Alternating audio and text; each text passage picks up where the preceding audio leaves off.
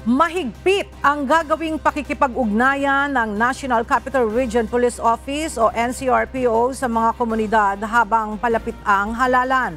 Ayon kay NCRPO Director Police Major General Jose Melencio Nartates Jr., bahagi ito ng gagawin nilang pagbabantay para sa ligtas at payapang halalan sa 2025.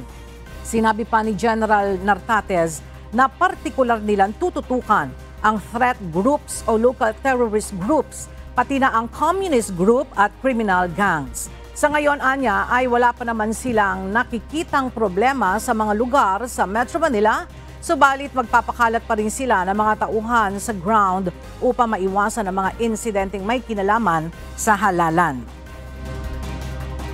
Pinaka-importante naman yan is, of course, we engage the community so that we narrow down or identify threats. Yung threats will come from the local terrorist group, the communist terrorist group, as well as the criminal gangs. Ito ang makakapag-disrupt ng ating peaceful election, particularly ang potential or private armed groups. Ito yung mga goons, ito yung nananakot para magka-impluensya sa mga voters natin na makapili ng malaya.